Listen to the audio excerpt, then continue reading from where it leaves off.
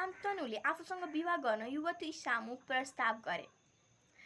युवतीले केही शर्त राखिन्। ती शर्त स्वीकार गर्ने हो भने मात्र उनी विवाह गर्न सक्थिन्। युवतीको शर्त थिए, मैले राम्रो नराम्रो जे भने पनि तपाईँले नरोक्ने र मेरो बारेमा कुनै प्रश्न नसोध्ने हो भने म तपाईँसँग विवाह गर्न तयार छु। यदि तपाईँले मलाई कुनै काम गर्नबाट रोक्नुभयो या कुनै प्रश्न सोध्नुभयो भने त्यही समय मैले तपाईँलाई छोडेर जानेछु। युवतीप्रति आसक्त भएका शान्तनुले युवतीको प्रस्ताव स्वीकार गरे। बिस्तारै समय बित्दै गयो। समय पुगेपछि युवतीबाट एक सन्तान जन्मियो। उनले त्यस सन्तानलाई जन्मिने बित्तिकै गङ्गामा लगेर बगाइदिन्। यो देखेर शान्तनुलाई अत्यन्त पीडा भयो। शर्त अनुसार उनले कुनै पनि प्रश्न गरेनन्।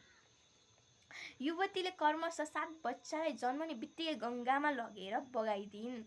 आफ्ना 7 बच्चा खेर गएपछि शान्तनुलाई सहन गाह्रो भयो।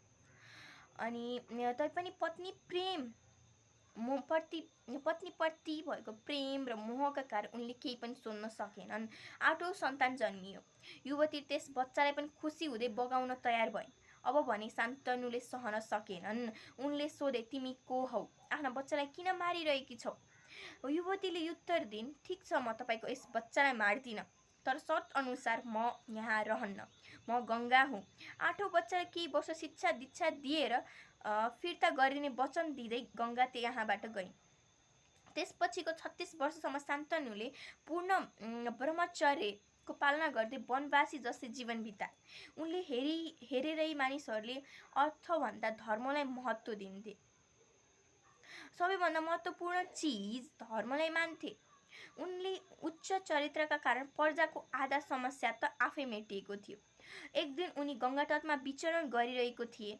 त्यहाँ उनले एउटा अचम्मको घटना देखे। गङ्गाको पानी बगिरहेको थियो। निरन्तर बगिरहने नदी रोकिएको देख्दा उनलाई अचम्म लाग्यो। उनी गङ्गाको मुहानतर्फ गए। त्यहाँ उनले एउटा युवकलाई देखे। युवक अस्त्र चलाउने अभ्यास गरिरहेको थियो। उसैका बाढका कारण गङ्गाको धारा रोकिएको थियो। शान्तनु युवकलाई हेर्न थाले। हेर्दा हेर्दै शान्तनुलाई मोहित पार्दै युवक अन्तर्धान भए। शान्तनुले गङ्गासँग आग्रह गरे, त्यस युवकलाई देखाऊ। युवकलाई लिएर गङ्गा उनको सामुन्ने आइन्। गङ्गाले रहस्य खोलिन्, महाराज, ऊ तपाईँको 8औं छोरा हो। तपाईँ र मबाट जन्मिएको 8औं वसु। तपाईँ उसलाई स्वीकार गर्नुहोस् र आफ्नै राज्यमा लैजानुहोस्। त्यस युवकको नाम थियो देवव्रत। शान्तनुले देवव्रतलाई दरबार लिएर आएर युवराज घोषित गरे। अब यसपछि के होला त भन्ने हजुरलाई लागिरहेको छ भने like, comment, share and subscribe गर्नुहोला। मबाट भएको गल्तीले पनि माफ गरिदिनु होला भन्न चाहन्छु। धन्यवाद।